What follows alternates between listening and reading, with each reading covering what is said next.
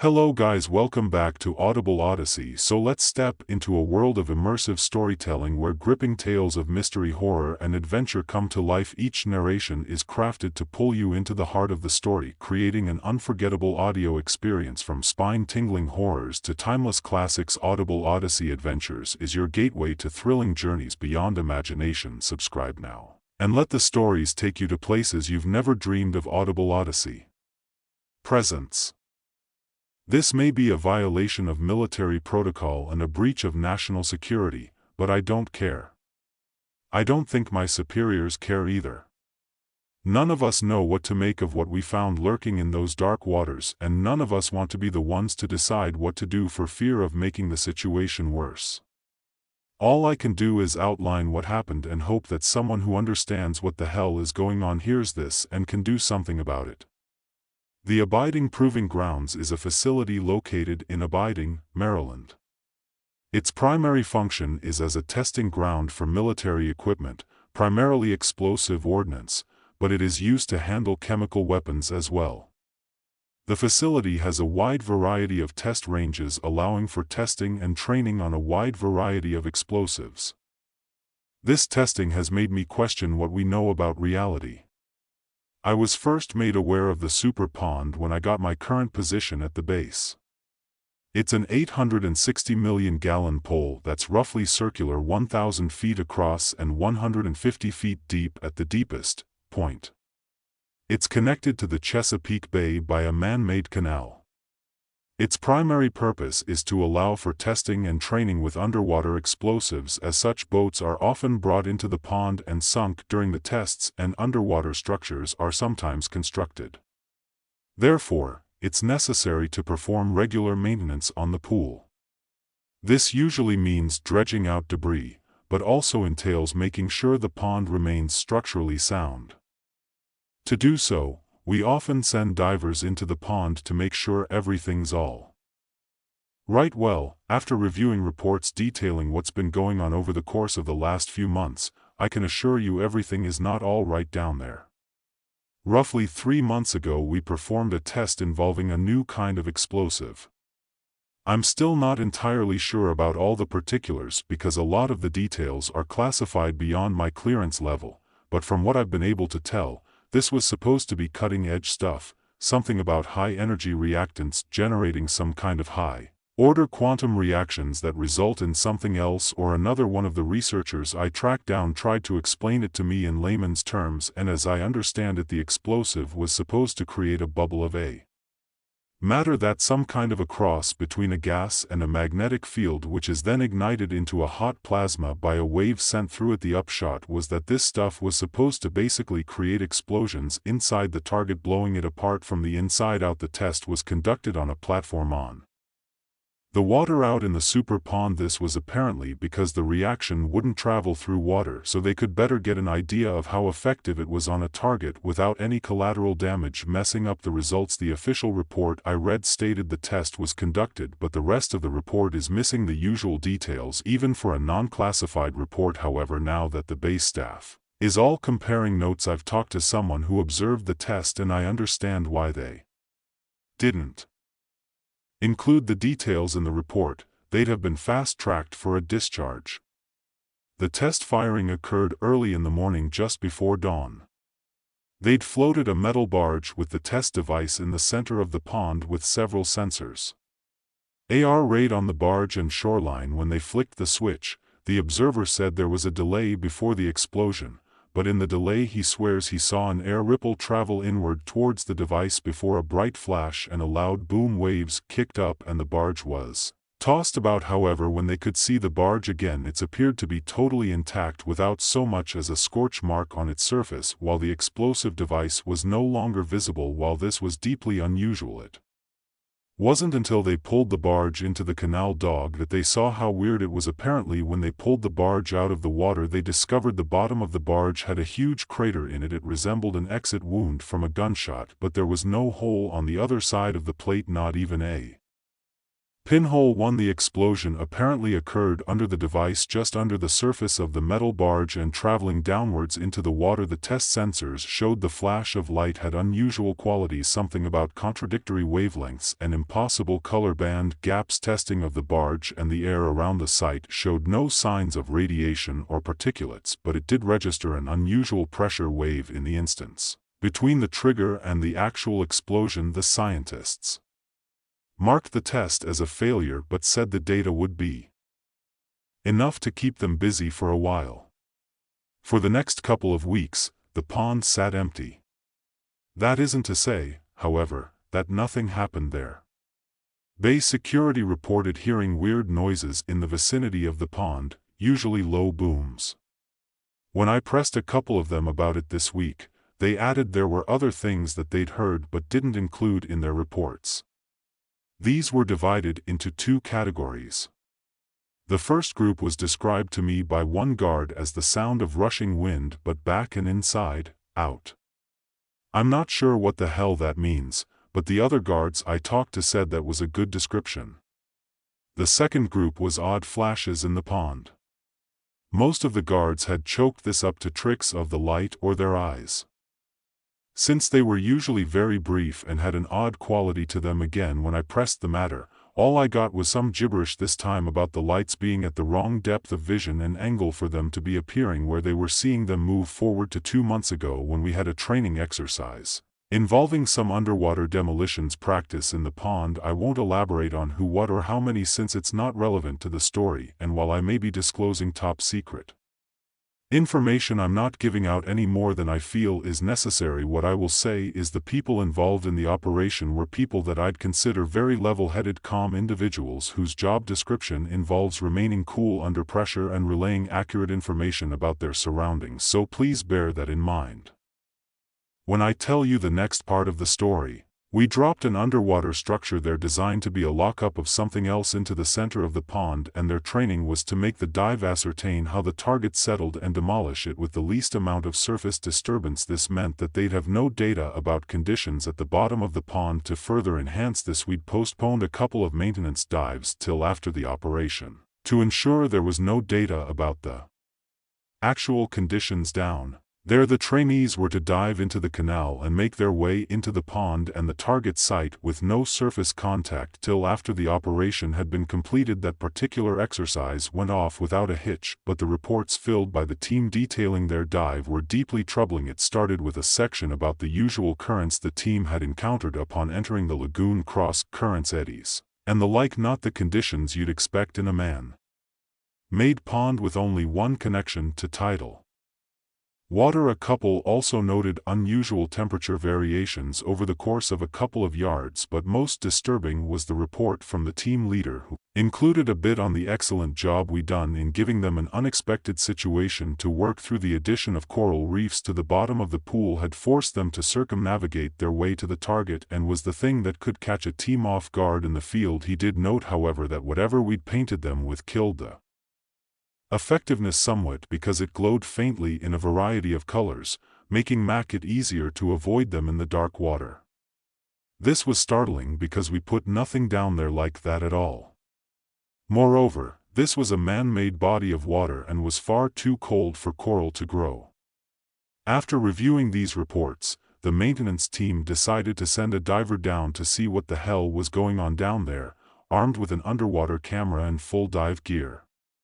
He descended into the center of the pond just around 12:45. There was a long low booming sound and waves formed on the surface of the pond. The diver became unresponsive to tugs on his safety tether and the decision was made to pull him up. At 12:52 he was hauled from the water and it soon became clear he was dead. His underwater camera was missing and he looked like he'd been struck by a truck. His body was a rag doll and the autopsy showed that almost every bone in his body was broken, not just broken but splintered.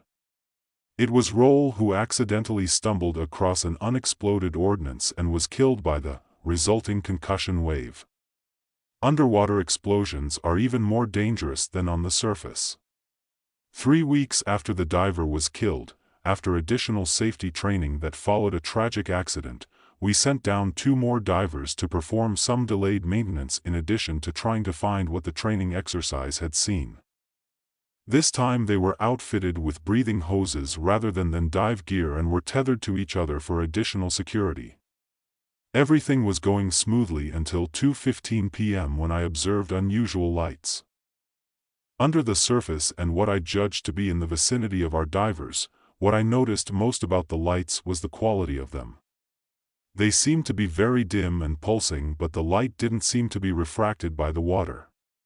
It was like I was looking across a very wide empty field at a candle flame. The light seemed to move slowly and it was impossible to tell how many of them there were. They simply moved closer together, encircling something. I realized what this meant far too late. All at once, the lights went out and there was a thunderous boom and a plume of water shot upwards from the pond over where the lights had been. I'd been too mesmerized by what I was seeing, and I'll never ever forgive myself for failing my 2 fellow servicemen that day. When we pulled them up, miraculously, one of them was still alive despite massive blunt force trauma wounds. As we rushed into the shore, he strained to speak, but all that came out were broken whispers about living lights and growing down there. By the time they managed to get him to the hospital, he'd succumbed to his injuries. After this, the brass at the base went into full damage control. No one was allowed in the pond until the situation had been evaluated. Of course, how they planned to do this without going down. It was anyone's guess as the safety reviews and record searches were undertaken. I came to a decision that I'd made a terrible mistake that had cost the lives of 2 men and somehow I had to atone. A review of the previous month's accident confirmed my suspicions that the incidents occurred in roughly the same area, so I decided to take a blind guilty shot. A late-night dive with only one single light would prove to me that my decision had been the correct one. I was on the floor of the lagoon for less than 30 seconds before I found what I'd been looking for. As I recovered the item, I noticed a faint glow starting to grow behind me, and once I secured it I didn't even spare a backwards glance before I dropped my belt and rocketed to the surface. The next day, I took the crushed camera that I'd recovered from the bottom of the dark depths to the IT department. I convinced them it was my own personal underwater camera that I'd stupidly backed over with my car and that I'd owe them a big time if they could extract the vacation footage that was in it for me. They happily obliged and I was in the room when the guy managed to get the memory connected to a spare PC.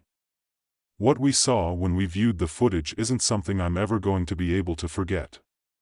The footage starts off with the surface check of the camera before cutting out and coming back when the diver had gotten down far enough to warrant turn it on. The next 10 minutes after this document, the coral reefs that had been previously reported were unlike any growth that had ever been seen in Earth's waters before. I'm sure they grew in tall pillars with crystalline jagged edges as the diver's light played over them. They reflected a rainbow of colors, but predominantly yellow, orange and pink. They seemed to be spaced evenly, roughly 10 feet apart from base to base in a grid pattern. These towers ranged from 5 to 15 foot tall, with the taller ones showing signs of outcropping and mushrooming at the top.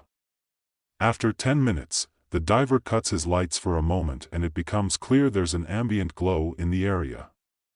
Most of it is a soft yellow, orange and pink glow coming from the towers, but there are other colors occasionally interspersed for an instant, like a light being swept across the area. The camera then moves sharply until it comes to rest on what looks like a light floating in the water. Well, light isn't the right word. It looks more like a lens flare that's hanging in the water.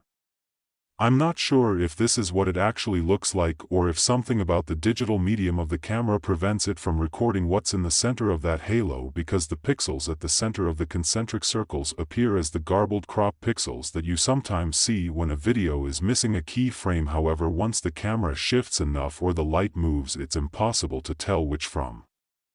The camera angle, the pixels snap back to normal. The camera follows this light for a minute and then it moves again, revealing more of the lights floating around the cameraman. With more approaching, they float around him, bobbing up and down, slowly circling. Some of the lights move away from him quickly, but others move in slowly to replace them. You're inextricably drawn to the conclusion that there's some kind of intelligence guiding them, like a school of fish, not used to humans and therefore more curious than afraid of the unusual creature they see before them. And then we see the cameraman's hand reach out to touch one.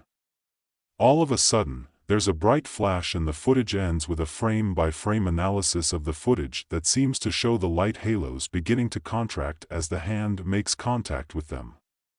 Then, as it contacts the arid pixels at the center, there's a going of water and a bright flash expands out from the center.